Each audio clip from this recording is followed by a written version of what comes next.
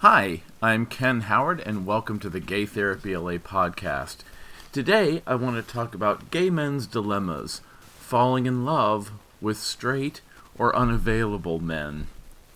As a longtime gay men's specialist therapist, 28 years in 2020, as the founder of gaytherapyla.com, that's my private practice in psychotherapy and coaching based in Los Angeles, and a longtime blogger and now podcaster at gaytherapyla.com. I do both in-person and online client sessions, and during the era of COVID-19, it's been online client sessions.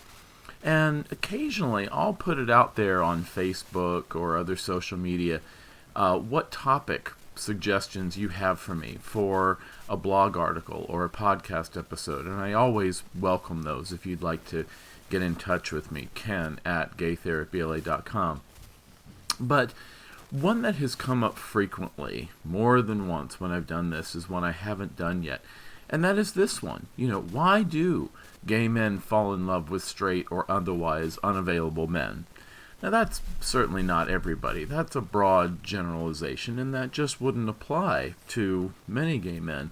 But it applies to some, and that's why I wanted to just try and offer you what I think about answering that question based on many years of seeing gay men, in my practice.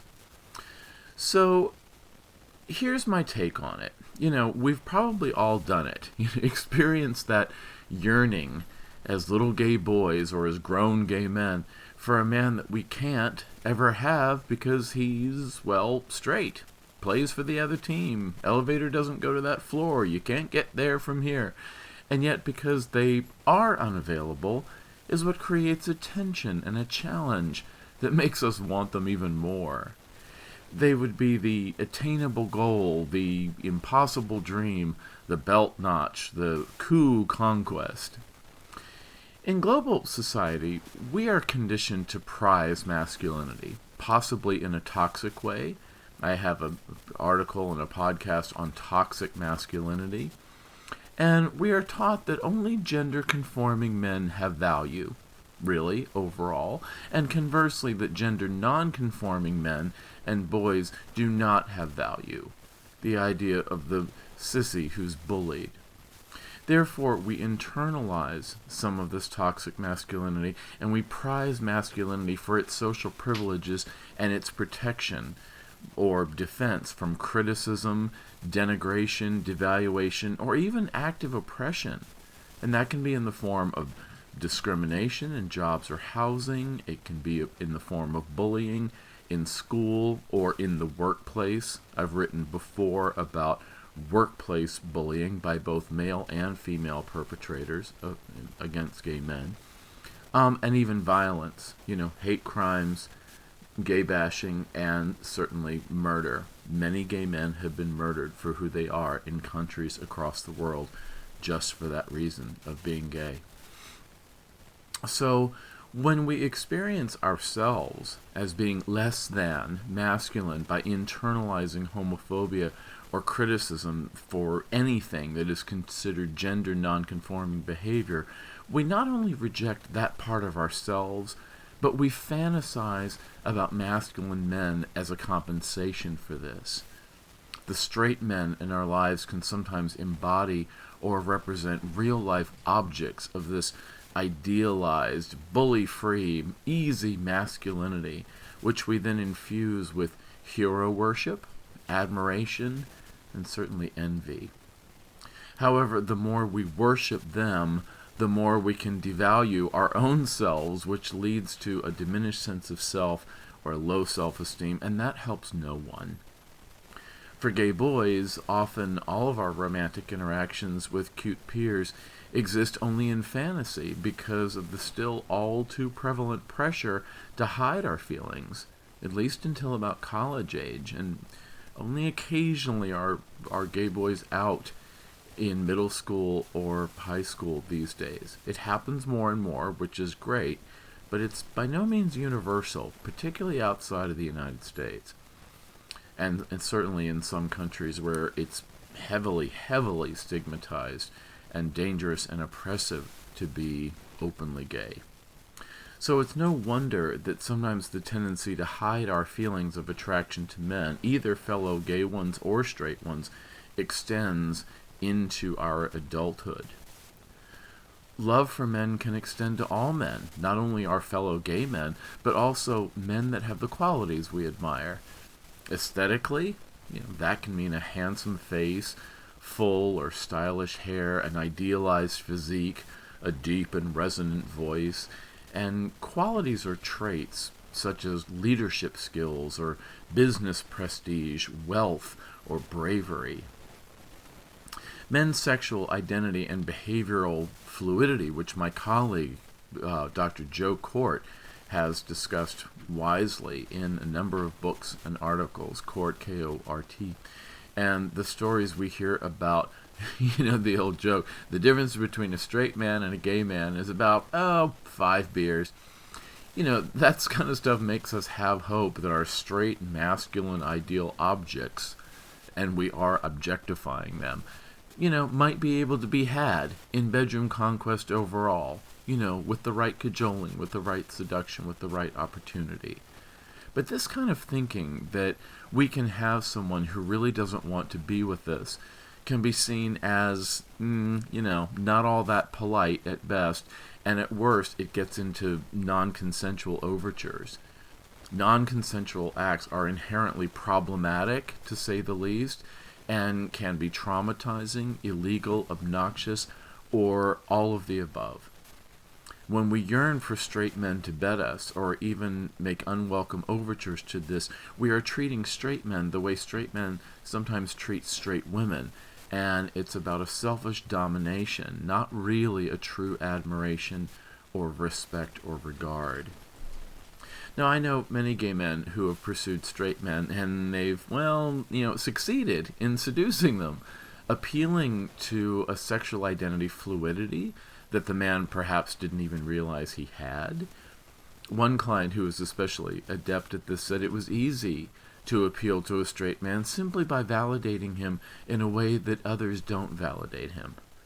I found that on the rare occasions when I do work with straight men in my practice, I'm always a little surprised at how vulnerable and lonely they can be.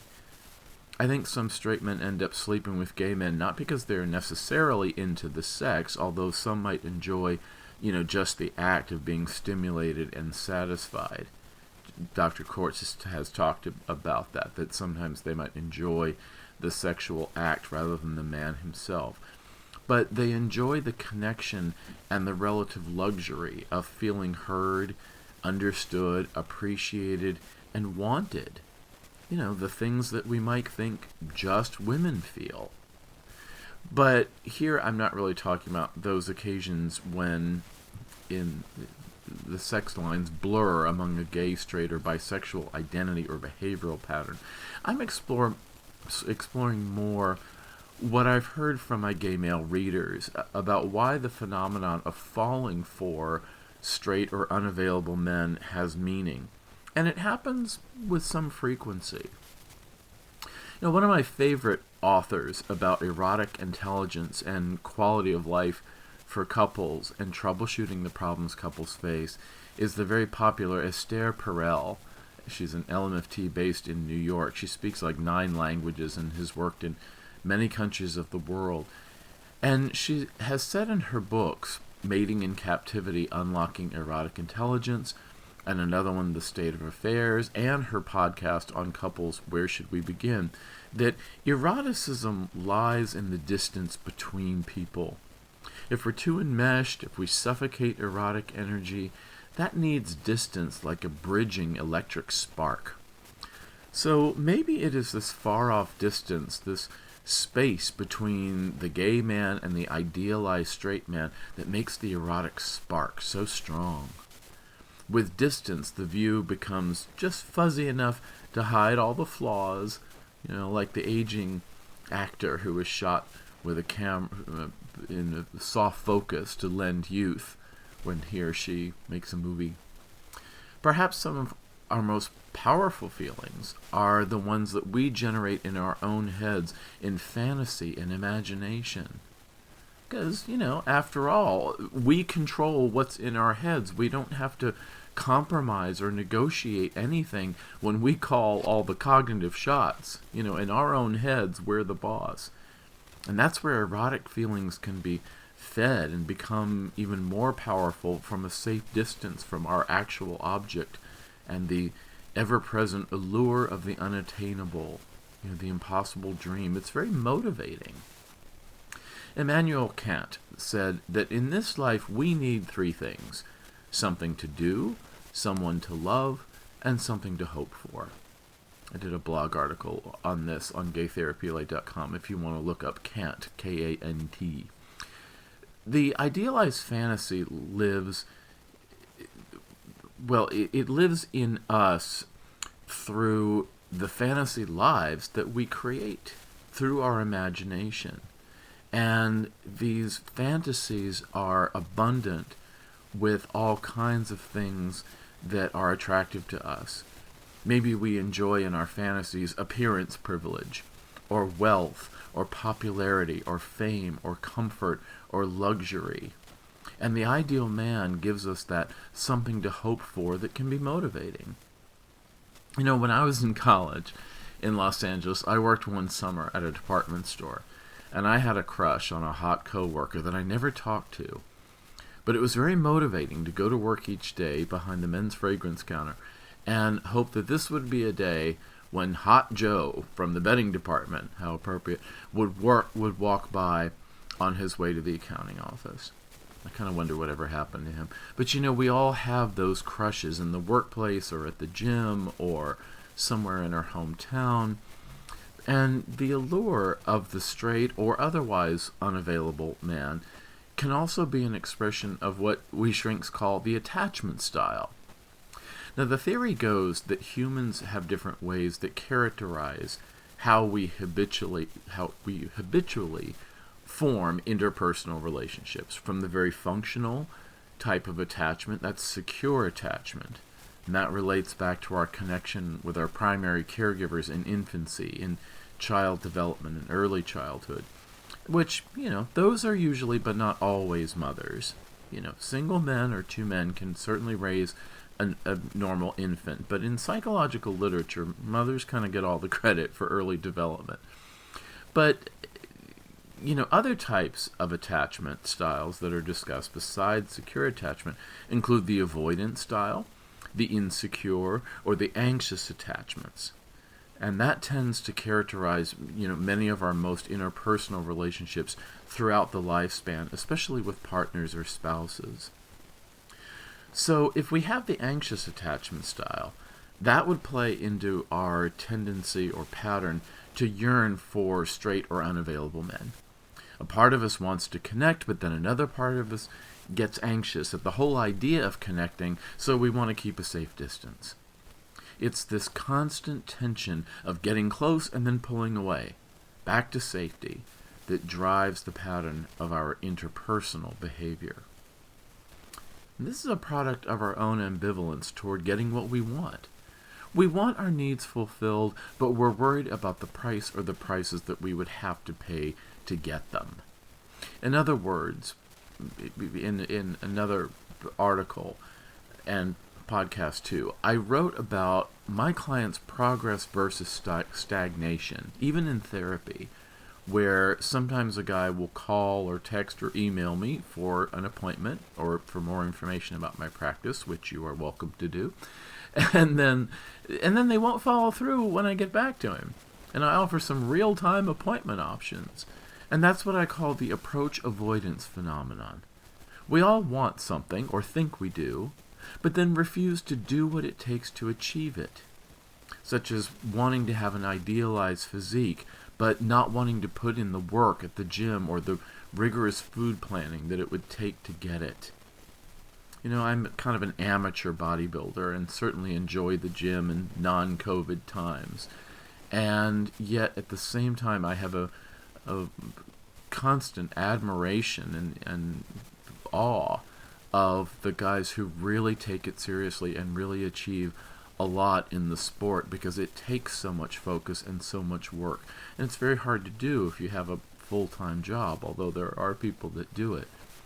Or we may want to save up for something that we want to buy, and yet somehow we end up spending our money in silly ways and not saving as much as we want to. There's this approach and then an avoidance. We're ambivalent sometimes about what we want versus what we have to do to get it. So when we take relationships out of the realm of fantasy for straight or unavailable men and actually live in partnerships or marriages, as many of my client couples do, or to at least be psychologically ready and prepared for this to happen in our lives, we must cope with the anxiety of what that really means. Living in a good quality partnership implies quite a bit of shared sacrifice, the ability to compromise when we disagree, and being ready and willing to give up at least some of the complete autonomy of single life in exchange for the love, devotion, security, and companionship of an entire lifetime with another. And this is true even in consensual non-monogamy relationships, which I'm especially trained in that. And many of the gay couples that I work with, it's a mix. Sometimes we're working on how to spice up and keep hotter monogamy. Hotter monogamy is also another podcast episode and blog article on gaytherapyla.com. And then also I coach a lot of couples and also do couples therapy for gay male couples who want to explore consensual non-monogamy, but in a way that neither partner experiences as difficult or harmful or hurtful. So when we engage in a relationship, perhaps for the first time after years of being an adult and single, we need to be okay with the risk that some of the dysfunctional shit that we observed in other relationships, like perhaps those of our parents or our grandparents or our siblings, that could happen to us too. But we also need to have the maturity to understand that good, even great, relationships are not the ones that are somehow naturally always problem-free, but the ones in which the partners have cultivated, sometimes with the therapist's help, the skills of commitment, communication, and compromise. And I've also written about that before, the 3 C's, commitment, communication, and compromise, because I really think that those are the building blocks of the foundation of a good relationship to work through the problems that will inevitably come up, and we can come out on the other side in at least pragmatic, if perhaps not ideal, resolution. That's why we have to have good compromise-making skills where we give a little and get a little in order to have a resolution to something that we're fighting about. And that's what mature, adult, enduring relationships do. They become almost masters of understanding their commitment to one another, the skills of talking and listening and communication, and the ability to compromise, to create very creative solutions to problems that come up with, not every day, it's not that miserable, but certainly once in a while, sure. Once in a while, it's perfectly reasonable to have problems that you're going to have to work through by forging a compromise. Because real relationships are not idyllic fantasies. They are real life, which includes both the joys and the occasional situation that truly hurts or angers or disappoints us. I'm sorry, but that's inevitable. But that's what makes them great. It takes them out of the superficial realm of, some kind of juvenile, infantile fantasy and into the very real, very adult, very wonderful world of grown-up joy. And that's possible for all of us if we start dealing in reality and recognize that fantasy man was only an illusion all along, but the man who is ready, willing, and able to be with us is a real live boy, like Pinocchio after the Blue Fairy's blessing. There's a joke about wood in there somewhere. I'm going to skip that. But gay men have enough to fend off shame about. Shaming ourselves for having fantasies of the allure of sexy, unavailable men doesn't do any good. And let's remember that straight people, men and women, have fantasized about the objectified ideal as well. Flights of fancy can be good for your mental health. The occasional daydream about someone that we fantasize about can be a part of our sexuality. Dr. Justin Lehmiller, who wrote the book Tell Me What You Want, is a great book based on 4,000 research subjects of all kinds: men, women, gay, straight, non-binary, trans. And it's about sexual fantasies. And some of the points that he makes are that sexual fantasy, or our imagination, is really a part of our mental health. You know, there's a show tune from a late 1980s Broadway musical called Romance, Romance that's all about that, encouraging us to cherish our romantic notions. Here's some of those lyrics. Often when I feel the binds growing tight, I too take a flight of fancy. Picturing a dream as if it were true helps people get through the night and come out all right. That was by Barry Harmon and Keith Herman. And I encourage you to check that out because it's a nice little 4-character Broadway musical, and it's about 2 straight couples, but it's very easy to think about a gay sensibility with that because it is about a sexual fantasy in the second act, and it's also about a period piece about clever tricks in dating and disguise in the first act. It's 2 one-acts brought together. And that was the show that kind of put Scott Bakula from, I think, one of the newer cop shows now, and also from Quantum Leap, the science fiction show from years ago. He starred in that. But that's one of the few songs I know from Romance, Romance that really talks about how daydreaming and flights of fancy can be a good thing, but they can be a bad thing if it keeps us out of the reality that makes us really grow up and be ready, willing, and able to be responsible adults in adult relationships that can still be a lot of fun, but also with very real, available people. So, the joys that are best are not really the ones in our imaginations that are flights of fancy, but they're from the all very real world of interpersonal connection with real people, faults and all. So if you would like some help with making your connections real or working through the inevitable compromises that real relationships require, please consider having therapy or coaching with me or one of the Gay Therapy LA associate clinicians.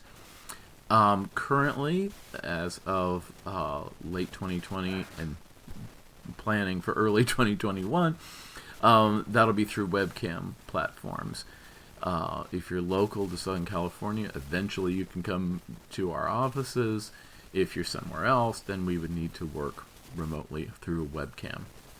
But for more information on what we offer or to make an appointment, feel free to get in touch. You can email me, ken@gaytherapyla.com, or you can call or text my cell. That's 310-339-5778. So 310-339-5778. And, live in reality. But as the song says, cherish your romantic notions. I'll see you next time.